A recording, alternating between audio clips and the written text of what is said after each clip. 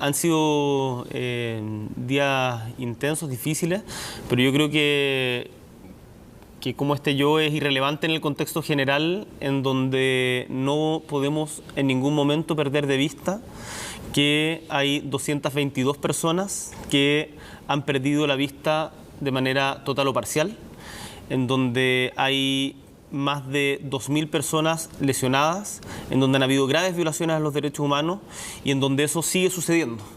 Y por lo tanto, ante una pregunta que podría ser tan básica, que es ¿cómo estás?, yo prefiero hoy día poner el centro en cómo están quienes han estado luchando para que sea posible que hoy día hablemos de nueva Constitución y de agendas sociales urgentes y, en el fondo, cómo nos imaginamos el Chile del futuro. Es eso, creo yo, lo importante. Ahora, inevitablemente, Gabriel, inevitablemente se tiende a personalizar, sobre todo cuando hay firmas en un documento. Y tú eres la única persona que firma como persona natural, propia, y no como representando un partido.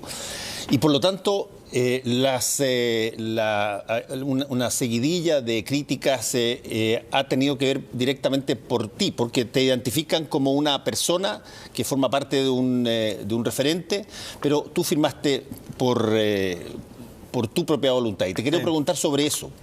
¿Qué te llevó a que no representaras a tu partido, sino que votaras o firmaras, individualmente? Yo soy militante de Convergencia Social. Siempre he creído y tengo la profunda convicción que la política tiene sentido solo cuando es colectiva y no a partir de caudillismos individuales. Y también que hay momentos en la vida y coyunturas excepcionales en las que uno tiene que tomar decisiones difíciles, incluso aunque éstas generen costos internos. Lo fue, por ejemplo, cuando decidí sacar una declaración respecto a lo que yo estimaba que había una violación de derechos humanos en Venezuela en el marco de las protestas que se estaban dando durante el año pasado. Y en esta oportunidad, son las dos veces en que he actuado de esta manera.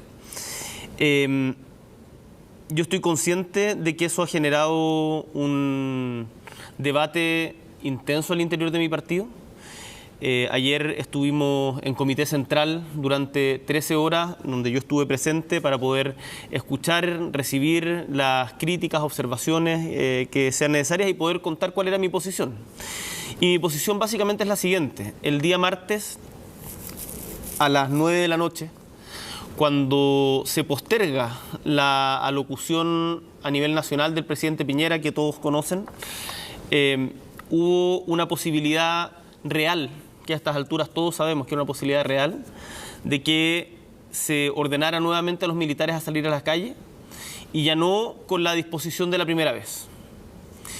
Y en ese contexto me parece que todos teníamos que hacer el máximo esfuerzo posible por llegar a un acuerdo que permitiera que el pueblo decidiera, que fue finalmente lo que se logró, cuál es el mecanismo mediante el cual cambiar la Constitución. Finalmente, respecto de la situación particular de la firma, yo consideré en ese momento que, habiendo participado hasta el momento final de las conversaciones para que este acuerdo fuera posible y haber incidido no solo personalmente, sino como Convergencia Social y como Frente Amplio, habiendo incidido de manera muy sustantiva para que el resultado fuera un plebiscito en donde hubieran dos opciones, una de ellas una asamblea constituyente con 100% de delegados electos, y no solamente una opción de una convención mixta con parlamentarios designados sin ni siquiera un plebiscito. Me pareció que no correspondía a última hora el restarse y decir valoro el acuerdo, pero no estoy dispuesto a asumir los costos. Eso es una decisión muy complicada. Yo entiendo y respeto la crítica que hay hoy día en sectores importantes de mi partido y por lo tanto lo estamos discutiendo al interior con el ánimo de salir adelante y de empujar lo que importa, porque más allá de las divisiones y rencillas internas, hoy día estamos ante la oportunidad de tener una Constitución que por primera vez en la historia de Chile, sea construida de manera democrática. Y eso es algo a lo que no podemos renunciar, y ahí yo comparto plenamente las palabras de nuestra presidenta, Gael Jomans, que hoy día en la mañana, si no me equivoco, en este mismo canal, hablaba de que más allá de las diferencias que hay en el partido, en el Frente Amplio, o incluso con otros sectores de la oposición, lo importante es ponerse en campaña desde ya para que gane el sí a una nueva constitución, una asamblea constituyente, y que además podamos perfeccionar los aspectos que quedaron incompletos del acuerdo, que podemos conversar ahora si es que tú lo estimas pertinente. Voy a hacerte una reflexión previa que no sé qué tanto calza con cómo tú ves la cosa antes de entrar en los detalles de esto. Hay una cosa que lo vengo repitiendo algunas veces, así que algunas personas me lo han escuchado. Ustedes son una generación, Gabriel, que yo creo que tiene mucho daño, por múltiples razones. El 2006 salieron explosivamente en la Revolución Pingüina, y ahí efectivamente hubo lo que ustedes consideraron una traición. Los usaron, levantaron las manos, aplaudieron, y las cosas no pasó una cosa muy grande. El 2011 pasó una cosa similar. Vuelven a salir muy fuerte, y sin embargo estaba todo muy enfocado en educación, y la educación no varió mayormente, a pesar de que se hicieron una serie de mejoras. Por lo tanto, llegando a la política y habiendo hecho una crítica para atrás, cuesta mucho, creo yo, no mirar las cosas que se acuerdan en un setting y con más o menos la misma escenografía de otras veces, como si no fuera la antesala de una nueva traición. Lo entiendo perfectamente, y yo creo que esa crítica, aprehensión, desconfianza que hoy día existe en un sector importante de quienes han estado movilizados es una crítica con la cual es necesario conversar. Mi argumento es el siguiente.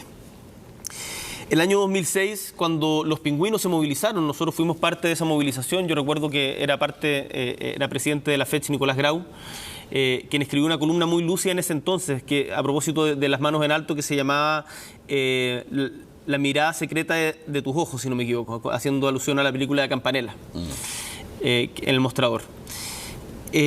Cuando fue esa movilización, se hizo un acuerdo de la Concertación y la derecha, totalmente de espaldas a los estudiantes que se habían movilizado, sin contener las demandas por las cuales los estudiantes se habían movilizado. Se habían movilizado en contra del lucro y para derogar la LOCE. Y para derogar la LOCE crearon una ley que validaba el lucro, que se llamaba la LG. El 2011 no hubo una resolución clara del conflicto. Quedó más bien entregado a la campaña presidencial siguiente, y ahí hubo un debate que tuvo varias ambigüedades. Sin embargo, en esta ocasión, ¿por qué yo creo que es diferente? Se habla mucho de la cocina. Sí. El término de la cocina nace a partir de las negociaciones de la reforma tributaria en la casa del exministro de Economía, Juan Andrés Fontaine. Lo que se hizo acá fue un diálogo público, todos vieron las cámaras permanentemente en el Congreso, en la institución del Congreso de la República. La Mesa de Unidad Social, que es un actor social que congrega a muchas organizaciones sociales que han sido parte importante de la movilización, asistió en algún momento al Congreso a conocer en qué iban las tratativas, sin hacerse parte de ellas. No les estoy atribuyendo responsabilidad en eso, pero conversamos con ella. En particular, la diputada Catalina Pérez tuvo una conversación con los dirigentes de Unidad Social. Y el mandato con el que como Frente Amplio fuimos a esa conversación fue a que no exista un cierre por arriba de la movilización, sino a que el pueblo decida. El día miércoles, la situación estaba en una negociación en donde era o 50-50, 50% de delegados constituyentes y 50% de parlamentarios electos, o 80-20, como proponía un sector de la oposición, sin plebiscito de entrada. 80 ¿qué? 80 parlamentarios, 80 electos y 20% de parlamentarios. 20% de parlamentarios que hubiesen significado en la práctica un poquito más de 30 parlamentarios, como 32 parlamentarios designados para tal efecto. Y nosotros creíamos que la Asamblea Constituyente en el contexto actual era imperativo que para que tuviera legitimidad social fuera el pueblo el que decidiera el mecanismo, y con ese mandato fuimos a empujar al Congreso. Y eso fue lo que logramos finalmente. Logramos, desde mi punto de vista, abrir más la democracia. Ahora, Efectivamente, la foto final acá no hubo levantada de manos, no hubo grandes abrazos ni sonrisas. No, más bien había caras de algunos que estaban destruidos y otras caras que no vino ninguna cara, para serte franco, de gente exultante. Digamos. Exultante porque era necesario en ese momento tener una valoración del acuerdo alcanzado como un primer paso, pero también una sobriedad en la reacción, porque han habido muchos muertos, hay gente que ha sufrido mucho, y esto se ha logrado gracias a esa movilización. Y si ustedes revisan las intervenciones de Catalina Pérez, presidenta de Revolución Democrática, Javiera Toro, del Partido Comunes, presidenta del Partido Comunes, Luis Felipe Céspedes, del Partido Liberal, y la mía, ese día, a las 2 de la mañana, todas hacen referencia justamente a ese pueblo que se ha movilizado. Yo en particular la hago a propósito de Gustavo Gatica, quien lo operan durante esta semana y que está en una situación muy complicada y con un riesgo muy grande de perder la visión en los dos ojos. Ya la ha perdido totalmente en uno, está con una probabilidad muy grande, desgraciadamente, de perderla en el otro. Estamos todos haciendo fuerza para que no sea así. Y por lo tanto, nuestra puesta en escena de eso, conscientes de la incomodidad de la foto, fue una puesta en escena sobria. Ahora va a haber que hacer un trabajo que es muy delicado, de conversar con las organizaciones sociales, invitarlas a sumarse al proceso que viene, que sean incidentes en las mejoras que tiene que tener el acuerdo y que todos juntos participemos yo espero, triunfo de que haya una nueva constitución mediante una asamblea constituyente. Sin perjuicio de lo cual, tenemos que seguir avanzando con mucha fuerza, decisión y sentido de urgencia en materia de pensiones, sí, en materia de sueldo mínimo, en materia de servicios básicos, medicamentos, en el terminar con los privilegios, entre otros, de los parlamentarios. El miércoles les cuento que está en tabla en la Comisión de Constitución de la que soy parte, la rebaja de la dieta parlamentaria. Nosotros insistimos con la propuesta que tiene que rebajarse en un 50% para los parlamentarios, y en que por ningún motivo haya impunidad respecto a las violaciones a los derechos humanos. Y acá, Fernando, te pido un segundo para terminar este punto.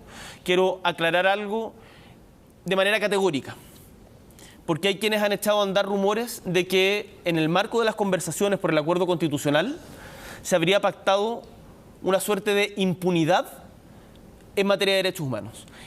Eso es absolutamente falso, y quienes lo afirman tienen una irresponsabilidad que a mí me cuesta calificarla, prefiero no adjetivarla. Pero jamás pactaríamos impunidad en materia de derechos humanos. Vamos a perseguir las responsabilidades hasta el final, tanto las políticas como las criminales. Ahora, lo que me llama la atención es cómo podría pactarse una impunidad en términos de derechos humanos si es que las investigaciones en materia de derechos humanos no las llevan particularmente los sectores políticos, la llevan o el Ministerio Público o la llevan las organizaciones que están encargadas de monitorizar esto desde afuera. Yo desconozco cuál será el mecanismo que se estaba imaginando las personas que hacen esa denuncia.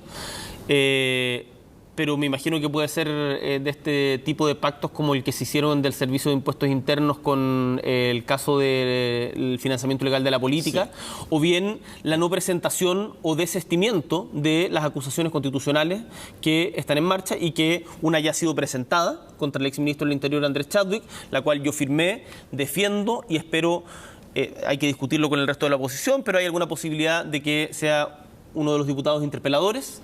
Y por otro lado, la acusación constitucional que está anunciada para el día de mañana en contra del presidente Sebastián Piñera, justamente por la responsabilidad que le cabría en el marco de estas violaciones a los derechos humanos. Entonces, yo descarto completamente, y lo digo de manera muy seria y molesto, porque cuando se juega con cuestiones tan sensibles, se pierde la capacidad de creer, se tergiversa la verdad y se distorsiona totalmente el debate público. Descarto totalmente que haya cualquier pacto de impunidad. Ahora, Gabriel, esto ha generado de alguna manera movimiento. Renunció Jorge Sharp al partido Convergencia Social.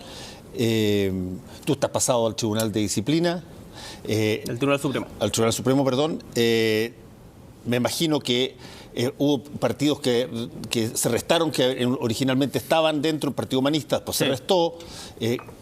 Eso para un frente que tiene su poder básicamente en lo colectivo y que así nació y así se presentó. Así tiene que ser. ¿Cómo se entiende? Yo no voy a negar acá que hay discusiones importantes al interior del Frente Amplio. El Partido de Igualdad congeló su participación, el Partido Ecologista Verde está discutiendo su permanencia.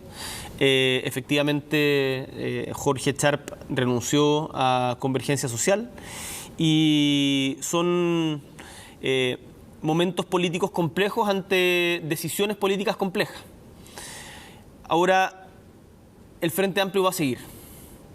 El Frente Amplio va a seguir porque tenemos la convicción de que podemos aportar a Chile en la construcción de un país más justo y en seguir haciendo el esfuerzo por vincular política y sociedad y no caer en esta disociación que creo yo tan mal le ha hecho a Chile durante toda la transición, la larga transición chilena, en donde la política profesional estaba por un lado y la sociedad por otro. Nosotros marchamos. Nosotros estuvimos en las calles, en las comisarías, estuvimos en los cabildos, participando codo a codo con los manifestantes.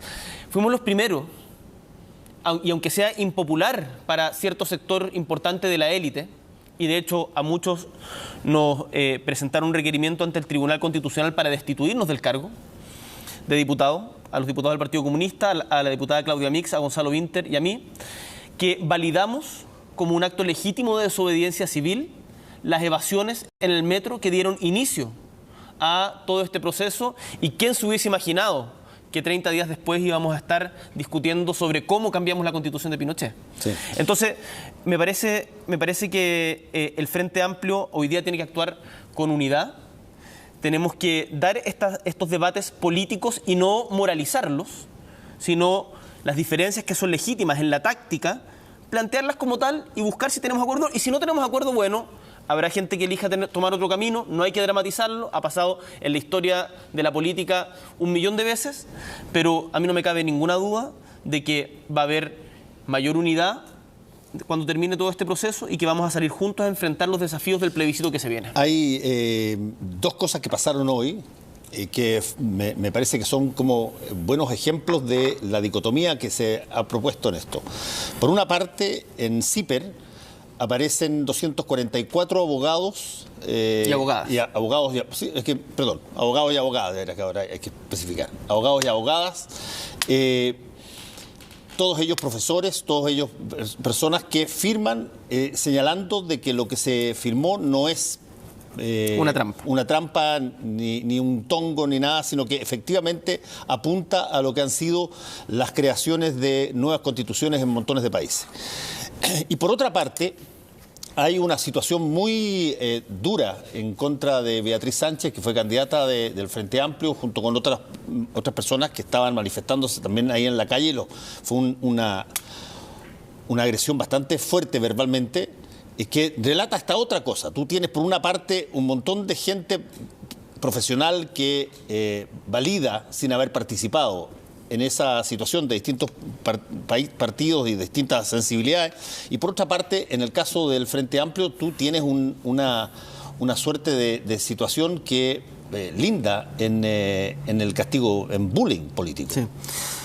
Tres cosas, una pequeña introductoria que creo que no es menor, cuando te decía el abogados y abogadas, pero no es para entrar en el punto contigo, es que el CEP está organizando un debate sobre los temas constitucionales que vienen. Y los panelistas son 4 abogados. Sí.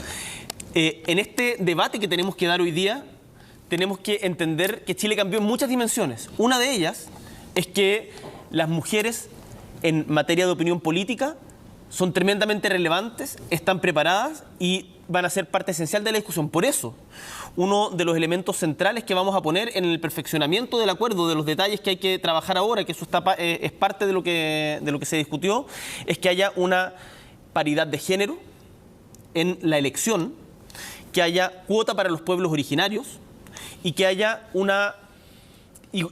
iguales condiciones para los independientes para poder participar en relación a los partidos políticos. Eso es tremendamente importante, porque hoy día el Parlamento está compuesto por un 95% de personas que militan en partidos políticos y sin embargo la sociedad milita solamente un 3% de la sociedad. Si no logramos considerar a los independientes mediante las fórmulas que sean necesarias, la Asamblea Constituyente va a tener un serio problema de legitimidad también. Entonces esas fórmulas son importantes. Respecto a lo que señalabas de quienes firman esta carta, es súper importante, yo la recomiendo, está en CIPER, en la sección columnas de opinión, la voy a subir también para que la puedan leer, ojalá tú en tus redes, que también son bien masivas, lo hagáis con tu traje de rey de Suecia, no sé de qué, tu foto de perfil. No, que reduciese una chaqueta con una camisa nomás. Bueno, no sé. No, está ojalá fuera rey de algo. No, ¿cuál era la reina que seguías? La de Jordania. Ah, sí, pues la reina de Jordania. Sí, porque debe ser una de las reinas más estupendas. Pero bueno, el punto central es que estos abogados y abogadas lo que destacan es que la Constitución... Hay gente que dice que hay una trampa en la Constitución y que en el fondo se hizo un acuerdo entre políticos que mantienen los mismos privilegios. Y estos 244 abogados lo que hacen es dilucidar punto por punto por qué no lo es. Y yo recomiendo leerla, lo ha hecho también el profesor Jaime Baza, a quien recomiendo que sigan en redes. Jaime, de los firmantes también. Jaime-Baza, Baza con 2 S, y el profesor Fernando Atria también ha cumplido un rol importante. La profesora Verónica Ondurraga también ha jugado un rol ahí. Claudia Sarmiento también ha trabajado mucho en el tema en particular del Tribunal Constitucional, etc. Y lo que le pasó a Beatriz, y no fue solo a Beatriz, fue a Javiera Toro, a Natalia Castillo y a Catalina Pérez, es tremendamente lamentable, porque si es que hay algunos que por tener una diferencia política creen que personas con las que tienen esas diferencias políticas no pueden ocupar el espacio público, la verdad es que son actitudes que lindan, desde mi punto de vista, en el fascismo. Y las funas tienen dos características o dos dimensiones para evaluarlas. Cuando se empieza a hablar del concepto de funa en Chile fue a propósito de los violadores a los derechos humanos que estaban impunes ante la justicia y una justicia que era complaciente con esa impunidad. Y por lo tanto, como no había justicia, había funa. Y eso a mí me parece razonable. Yo también... Ya fuera una especie de castigo sucedáneo. De castigo sucedáneo porque tenías una justicia que estaba siendo cómplice de la impunidad. Si tú te encuentras con el asesino de Víctor Jara, que está trabajando en un ministerio de la República de Chile en democracia como si nada, la verdad es que eso no puede ser permitido y si la justicia no actúa, sin linchamiento, sin matar, no estoy hablando de llegar a ese tipo, pero sí de ponerle el panfleto en la cara y de decir, usted señor es un asesino, me parece que es válido, eso es una funa válida. Sin embargo, es diferente cuando la funa es por diferencias políticas. Lo anterior no es una diferencia política, es que no había justicia. Hoy día estamos hablando de funas por pensar diferente. Y eso es algo que no puede ser aceptado en una democracia. Gabriel, ¿qué sigue ahora ¿qué sigue en términos de lo que se viene? Ok, está... materializado este acuerdo, por lo menos en su firma. Esto va a tener un proceso que parte ahora, en abril. Pero ¿qué tiene que pasar? ¿Cómo se aclaran las cosas que todavía no están claras? Por ejemplo, ¿cómo se decide si es que los independientes tienen el mismo tonelaje que los militantes de partido político? ¿O si es que va a haber situación paritaria, hombres y mujeres, y cuotas o escaños reservados a pueblos originarios? O sea, todo eso... ¿Cómo se echa a andar la maquinaria de la nueva Constitución? Hay que hacer una modificación a la ley electoral y una reforma constitucional al capítulo 15 de la Constitución. El punto 14 del acuerdo establece de que todos los partidos firmantes entregarán sus votos para viabilizar lo que se proponga a este respecto. ¿Cómo va a salir esa propuesta? Se va a convocar a un grupo de expertos y expertas de la oposición y del oficialismo, un grupo chico para que pueda funcionar rápidamente, técnico, para que haga una propuesta y tenemos que definir a dónde va esa propuesta. Esa propuesta, por supuesto, no es una propuesta obligatoria tiene que ser debatida también políticamente, y lo que nosotros vamos a proponer, esto lo conversaba hoy día con el diputado Marcelo Díaz, es que esta propuesta se canalice a través de la Comisión de Constitución, para que allí se debata.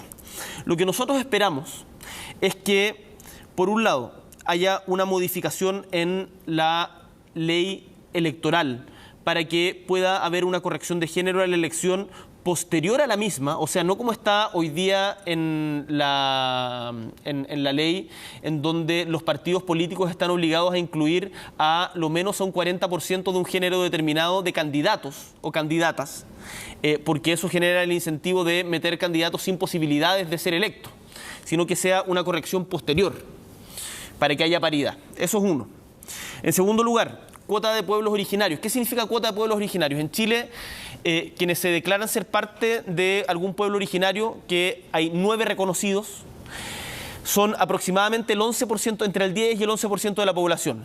La CONADI tiene, lo he hablado con gente vinculada a este tema, hoy día estuve conversando con Pedro Cayuqueo por esto, tiene un registro de gente que tiene un apellido indígena y que por lo tanto puede formar parte de este padrón. Hay que discutir ahí los detalles. ¿Qué es lo que significa escaños reservados? Se dice un 12% de los escaños de la Convención Constituyente, de la Asamblea Constituyente, van a ser específicos, reservados para los pueblos originarios. Y por lo tanto, respecto de ese 12%, va a haber una elección en donde van a votar solamente quienes estén en ese padrón, que no pueden a la vez votar en el otro padrón. Ahora, pero déjame hacerte una pregunta sobre eso. Porque yo te preguntaba sobre los métodos por una razón práctica, sí, que es, ¿qué pasa si es que no hay acuerdo? ¿Qué pasa si es que ahí no hay acuerdo? Lo entiendo. ¿Qué hace? ¿Te retira? ¿Cuándo algo es lo suficientemente importante como para considerar de que la cosa no va a cumplir con los requisitos de legitimidad?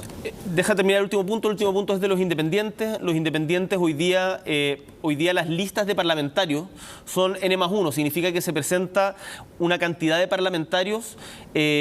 Por ejemplo, en Magallanes se eligen 3 diputados y por lo tanto las listas tienen que estar compuestas por 4 personas.